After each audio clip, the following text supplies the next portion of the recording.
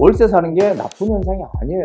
선진국들은 다 월세로 살아요. 지금 집을 여러 채 가지고 있으면 투기 이렇게 하는데 언제부터 이렇게 집을 두 채 가지고 있는 사람도 투기꾼 취급을 당하는지 저는 모르겠어요.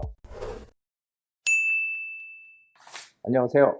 한정훈의 부동산 부자공시입니다. 자, 휴가들 잘 다녀오셨는지요? 휴가 비가 많이 와서 아마 휴가들 잘 지내지 못하셨을 걸로 생각이 많이 되는데요. 저도 휴가 갔다가 그냥 이틀 동안 방에만 있었던 것 같아요. 자, 오늘 휴가 이후에 주제를 이걸로 한번 정해봤습니다. 시장 흐름을 보면 길이 보인다. 왜 이렇게 정했냐면요. 지금 각종 규제, 모든 대책들이 규제에 전부 몰려있고 이러다 보니까 지금 이걸 과연 어떻게 해야 되는지 모르고 세제도 너무 복잡하죠, 지금. 세무사들이 오죽하면 이제 이 양도세, 이 부동산 세금에 대한 건 아예 취급을 안 하려고 할 정도로 좀 복잡합니다, 상당히. 그래서 시장 흐름을 보면 길이 보인다. 항상 시장이 어떻게 흘러가는지 알게 되면은 거기에서 우리가 또 투자 전략을 세울 수 있거든요. 무조건 규제한다고 해서 가격이 떨어지는 거 아니라는 거 이제는 아시겠죠? 지금 3년 동안 계속 규제의 일변도였지만 가격은 많이 올랐잖아요. 자, 기회는 위기의 순간에 반드시 오게 돼 있어요. 그러니까 이런 내용으로 한번 준비를 해보겠습니다. 자, 일단 지금 많이 여러 가지 것들이 신문에 많이 나왔죠. 그래서 일단은 전체 시장 흐름을 한번 보자고요. 전체 시장 흐름 뭐예요? 계속 22번의 규제 대책이 나왔었죠. 예, 그리고 플러스 한 번의 공급 대책입니다. 그러니까 규제 22번에 유일하게 한 번의 공급 대책이 지금 나와서 상당히 기대를 많이 했던 것도 사실이죠. 자, 그런데 지금 보면은요. 현재까지 대출 규제, 일단 집을 살 때 무조건 대출을 계속 옥죄고 있어서 이 무주택자도 물론 집을 사게 되면은 사고 나서 6개월 이내에 들어가 살아야 되잖아요. 입주를 해야 되는 이런 상황들. 그리고 취득세 지금 내년 6월 1일 취득세는 지금 바로 시행이 되죠. 7월 710 대책 이후로 바로 취득세 중과가 시행이 됩니다. 그래서 취득세는 바로 지금 진행이 돼서 2주택 이상이면 8%, 그 다음에 3주택 이상이면은 12% 이렇게 지금 어마어마한 지금 뭐 취득세를 매기고 있고요. 보유세와 양도세 중과는 일단 한시적으로 기간을 둬서 내년 5월 말까지만 기존대로 가고 6월 1일부터 보유세, 양도세가 중과가 됩니다. 이 내용들은 대충 다 아실 거예요. 제가 얘기를 안 해도. 그래서 결국은 뭐냐면은 취득세 중과가 되니까 이제 사기가 어렵죠. 사지도 말고, 그리고 보유세, 종부세나 재산세가 엄청 늘어나니까 크게 늘어나죠. 그러니까 이 가지고 있지도 말라는 거예요. 그리고 양도세가 또 엄청 중과돼. 그러니까 팔아봐야 이익이 별로 또 안 나잖아요. 그러니까 팔지도 못하게 하는 지금 정책을, 참 희한한 정책이 지금 진행이 되고 있다. 저는 그렇게 생각을 합니다. 근데 이렇게 하다 보니까 여기저기서 집값은 계속 오르고 대책에도 불구하고 집값은 오르니까 이 막 공급 부정 목소리가 막 여기저기서 나오잖아요. 그러니까 지금 유일한 수도권 공급 대책이라고 해서 정부에서 발표를 했죠. 수도권 공급 대책. 그래서 사실 저는 기대를 많이 했습니다. 이 공급 대책이 정부에서 드디어 이제 인정을 하는구나. 여태까지는요. 집이 부족하지 않다는 얘기를 맨날 했잖아요. 서울에 집 안 부족하다. 그런데 집값은 오르네. 규제를 많이 해도. 그러니까 공급을 한다고 해서 기대를 상당히 많이 했었는데요. 그런데 공급 대책의 핵심이 여기 있습니다. 이 도심에 서울의 집이 부족하다고 했잖아요. 그러니까 도심의 재건축 재개발을 활성화시키겠다. 여기까지는 너무 좋아. 여기까지는 너무 좋은데 여기가 공공이라는 얘기가 따라붙잖아요. 공공. 공공 재건축과 공공 재개발 7만 원 공급. 공공 재건축 사업을 해서 5만 원 공급하고요. 공공 재개발 사업으로 2만 원 공급해서 토탈 7만 원을 공급하겠다고 하는데 과연 이게 공공이라는 게 얼마나 재미있는 거냐면요. 이렇게 공공 재건축 하면서 용적률을 상향시켜주고 뭐 이렇게 한대요. 그래서 공공 재개발도 마찬가지고 이건 이렇게 하는데 개발 이익의 대부분을 누가 환수한다? 국가가 환수를 한답니다. 예, 그러면은 우리가 재개발이나 재건축을 진행을 하는 이유는 거기서 진행을 했을 때 상당히 그래도 이익이 나니까 재건축, 재개발을 진행을 했잖아요. 근데 이게 거의 이익의 대부분을 국가가 환수를 한다면, 그리고 임대 아파트로 거기다 공급을 채워준다면 과연 여기에 동의할 수 있는 사람이 얼마나 될까요? 제가 생각하기는요. 이런 뭐 한 동짜리 아파트 있죠. 나홀로 아파트라고 하는 한 동짜리 아파트나 이렇게 작은 거. 그래서 이건 뭐 아예 재건축 생각도 못 하는 그런 아파트들은 당연히 여기에 동의해서 갈 수가 있지만 이 단지가 조금 규모가 있거나 500 세대 이상 되는 그런 단지들이거나 이런 데도 과연 다 가져간다는데 이게 진행이 될까요? 이게 처음부터 이게 어떤 사전에 사전 뭐 이렇게 조사라든지 이런 걸 전혀 안 했다고 하잖아요, 국토부에서. 이게 참 저는 '이게 과연 대책인가.'라는 생각을 하고 있습니다. 근데 제가 늘 얘기했듯이 해답은 이미 나와 있거든요, 사실. 이거 누구나 다 알 수 있는 거예요. 재개발이라는 건요, 이 민간 사업이에요. 기본적으로 민간이 하는 사업에 공공성이 이건 포함이 됩니다, 공공성이. 왜 그러냐면은 낙후된 동네기 옛날 달동네 한번 생각해 보세요. 낙후된 동네잖아. 그리고 골목도 비좁아. 주변에 기반시설도 별로 없어. 공원도 없고 학교도 없어. 그러니까 어떻게 해요? 공공이 개입할 여지가 있는 거죠. 그래서 도로도 넓히고 학교도 짓고 공원도 만들고 이렇게 뭔가 공공이 개입할 여지가 있는 게 재개발이에요. 그래서 재개발은 공공이 개입한다는 게 일단 말이 되는데 이 재건축은요. 오로지 민간 사업이에요. 소유주들이 힘을 합쳐서 자기네들끼리 하는 사업이 재건축이거든요. 이것조차도 공공으로 한다는 게 이게 상당히 좀 무리가 있는 게 아닌가. 제가 생각하는 건요. 간단합니다. 공급이 부족한데 늘려주면 돼요. 서울이 공급이 부족하니까 집값이 오른다. 아 그래 그러면은 사람들이 살고 싶은 곳에다 공급을 늘려주면 돼요. 강남 집값 비싸잖아요. 근데 강남의 재건축 연한 30년인데 이걸 자꾸 규제를 해서 집값을 올려놓을 게 아니라 강남의 재건축을 20년으로 만약에 땡긴다고 해보세요. 20년. 20년이면 재건축해? 다 하게 해줄게. 그러면 여기저기서 재건축한다고 난리가 나겠죠. 그러면 처음엔 집값이 좀 오르겠죠. 강남에 새 집이 막 들어오기 시작하니까. 그런데 이런 것들이 물량이 많아지게 되면 어떻게 될까요? 강남의 집값은 떨어지는 것입니다. 이게 수요 공급의 원칙 아닙니까? 예. 자, 그래서 공급이 필요한 데들은 공급을 해줘야 된다. 그래서 정부 개입을 최소화해야 된다는 거예요. 그래서 재건축 재개발을 본래대로 활성화시켜서 민간에 맡겨야 된다는 게 제 판단입니다. 그렇게 되면 정부의 정책은 성공할 거예요. 그런데 이 공공이 개입을 한다는 자체가 지금 좀 문제가 되고 있지 않느냐라는 생각을 합니다. 이익이 많이 나면 어떡할까요? 이익이 많이 나면은 회수하면 돼요. 하지만 그거를 일방적으로 다 회수하는 게 아니라 그 집주인들도 이익을 어느 정도 가져가고 이 나라에서 어느 정도 또 이익을 가져가는 이런 뭔가 서로 간에 좀 공평한 그런 정책이 나와야 되지 않을까 싶어요. 무조건 개입해서 다 이익을 다 뺏어간다? 이렇게 사람들은 느끼잖아요. 그렇기 때문에 동의를 안 할 거다라는 생각을 저는 하고 있습니다. 자, 전세가 지금 많이 오르죠. 그리고 실제로 막 몇천 세대 되는 단지에도 전세 매물이 하나도 없어요, 지금. 반전세나 대부분 월세로 전환을 해 가지고 전세가 지금 씨가 마른 건 사실입니다, 지금. 저도 알아보니까. 그런데 "월세 사는 세상 나쁜 현상 아니야. 성남 민심의 불질은 여." 이건 이제 기사가 나왔던 건데요.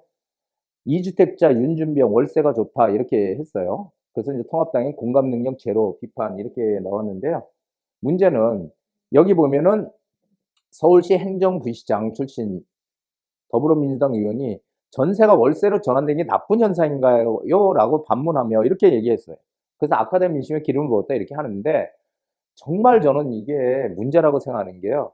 월세 사는 게 나쁜 현상이 아니에요. 월세 사는 건 나쁜 현상 아닙니다. 선진국들은 다 월세로 살아요. 하지만 전체 월급의 최소 4분의 1을 월세로 내고 있단 말이에요. 월세로. 전세는 어떤 제도입니까? 전세는 예전에 정말 우리 아버님, 우리 위의 선배들 한번 생각해 보세요.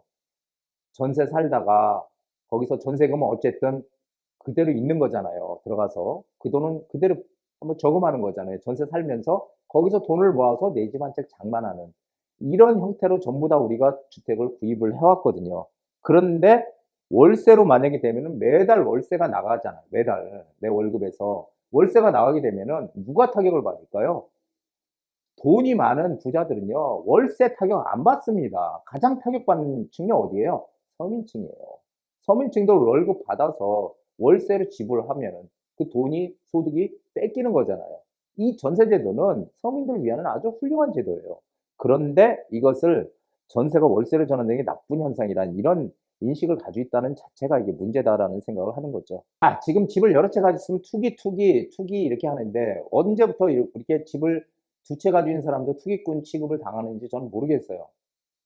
지금 제가 누누이 얘기했지만 이 노후의 대비를 하기 위한 월세를 받는 용도로 집을 세 채 가지고 있는 분이 있어. 한 채 살고 두 채 가지고서 월세 받는 사람들도 있고요. 한 채 가지고 월세 받는 분들도 있어요. 그런데 지금 무조건 "투기꾼이다." 이렇게 얘기를 하니까 저는 이렇게 얘기하고 싶습니다. "투기 아닌 투자를 하자." 그럼 투자는 뭐예요? 투자는 샀다 팔았다 하는 게 아니라 좀 길게 가져가자는 거예요, 길게. 내 미래를 위해서. 자본주의 사회에선 충분히 할 수 있는 일이겠죠. 우리가 사회주의 아니니까. 그렇죠? 그래서 제가 주장을 하는 게 시장 흐름입니다. 이 시장 흐름을 어떻게 파악하느냐. 지금 각종 기사에 나오는 게 뭐예요? 4대 문안 슈퍼 용적률 적용 역세권 초고밀 개발. 자, 역세권 개발이라는 거 제가 예전에 제 동영상에도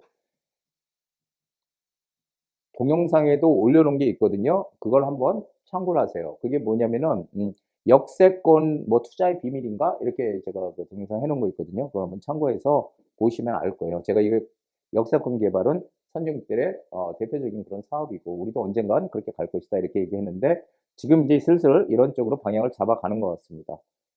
그래서 자, 역세권에 항상 우리는 진입을 해야 됩니다. 무조건 역세권에 진입해야 돼요. 자, 그런데 역세권 여기 한번 보세요. 이거 재밌습니다. 전 남태령님 1번 출구에 이게 정말 역세권, 이게 출입구인데 바로 옆에 있잖아요. 이건 뭐 10초 거리라 그래야 되나요? 완전히 초역세권이죠. 이렇게 되기 너무 좋은데 이거는 사실 드문 얘기고요. 역세권이라고 하면은 자, 역세권 한번 보시죠. 승강장에서 직선거리로 500m까지를 역세권이라고 해요. 근데 이제 여기에 1차 역세권은 승강장에서 직선거리로 250m까지를 1차 역세권이라고 하고요. 2차 역세권은요, 250m에서 500m까지를 2차 역세권이라고 합니다. 예, 그래서 우린 어찌됐든 이 안에 들어가 있어야 된다는 얘기를 제가 예전부터 해왔어요. 그런데 지금 이런 것들이 이제 슬슬 진행이 될 거다. 왜 그러냐면은 역세권 개발 가능지가 어디냐를 찾는 게 지금 화두라는 거예요. 왜요? 지금 보세요. 지금 개발할 수 있는 데들이 없어. 서울에도요, 한복판에도 낙후된 동네들 많잖아요. 그러면은 일반 지금 뉴타운 지역이나 재개발 지역들은 이미 진행이 되고 있으면서 프리미엄이 5, 6억씩 막 6, 7억씩 붙어 있단 말이에요. 그런 데를 들어가는 게 아니고 이렇게 앞으로 바뀔 수 있는 지역, 이렇게 낡은 동네에서 재개발이 될 수 있는데 여기 한번 보세요. 서울여가 빌라주거 지역인데 주변은 다 어때요? 어마어마한 높은 건물들 되는 여기만 지금 이렇게 돼 있잖아요. 이런 데는 개발 안 될까요? 개발됩니다. 예, 그래서 이런 역세권 개발 가능 지역, 즉 낙후된 빌라나 단독주택 밀집 지역, 이것을 우리는 지금 투자처로 잡아서 좀 길게 가져가자는 거예요. 이게 투자의 지금 가장 포인트다 이렇게 보시면 됩니다. 그런데 여기에 이런 곳에 주변에 개발 호재가 있다면 반드시 이런 곳은 개발될 수밖에 없다라는 것을 꼭 말씀드리고 싶어요. 자, 호재의 크기가 이익의 크기다. 이게 무슨 얘기냐면요. 이게 천칭 저울, 옛날 저울 있잖아요. 이거. 여기다 1kg, 1kg를 놨을 때는 이게 저울이 균형을 이루잖아요. 이렇게. 근데 여기다가 10g을 올리면은 저울은 이렇게 기울어집니다. 이게 바로 부동산 투자의 원칙이에요. 어떤 원칙이냐면은 가령 뭐 어떤 아파트 인근에 아파트가 있는데 한 1000세대 아파트가 있는데 그 옆에 인근에 바로 옆이 아니고 그 뭐 한 뭐 100m, 200m 그쪽에 이마트가 하나가 들어왔다고 가정을 해보자고요. 그러면 이마트가 들어오게 되면요, 이 아파트 가격이 오릅니다. 왜? 이마트 별거 아니지만 편의성이 있잖아요. 거기 쉽게 우리가 왔다 갔다 할 수 있으니까 사올 수 있고 편하잖아요. 그 편리성 때문에 아파트 가격이 많이 오르진 않지만 엄청난 호재는 아니지만 뭔가 변화가 생기는 그런 호재가 생겼기 때문에 아파트 가격이 조금은 오르는 거예요. 몇 천만 원 정도 오르는 거예요. 반대로 이마트가 아니고 바로 옆에 한 100m, 뭐 200m 그 사이에 100층짜리 건물을 짓는다, 본사를 짓는다 이렇게 되면 어떻게 될까요? 가격 억수로 오르겠죠. 엄청 오를 거예요. 이게 바로 뭐냐면은 호재 변화의 크기가 이익의 크기다. 이익. 내가 투자해서 이익을 낼 이익의 크기라는 거예요. 이 호재의 크기가. 이거를 우리는 항상 생각을 해야 돼요. 무조건 호재가 생길 곳에 붙어 있으면 무조건 돼요. 단지 작은 호재냐 큰 호재냐에 따라서 가격이 많이 오르냐 작게 오르냐의 차이일 뿐이지 가격 상승은 일어나게 돼 있다라는 겁니다. 향후 시장 흐름 한번 보자고요. 향후 시장 흐름은 지금 내년 6월 1일까지 6월 1일부터 이 종부세나 이 보유세 이제 강도 높게 높여서 보유세 이제 대폭 강하게 지금 이제 부과를 하겠다. 그랬죠. 그리고 양도세도 내년 6월 1일부터는 양도세도 엄청 높게 부여를 하겠다.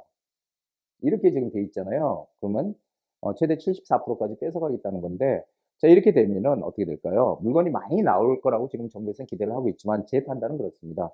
투자 가치가 떨어지는 이 지방 매물, 투자 가치가 떨어져서 소위 갭 투자라고 해서 전세 끼고 투자금 최소화해서 투자한 이 갭 투자 물건들은 많이 나올 것 같아요.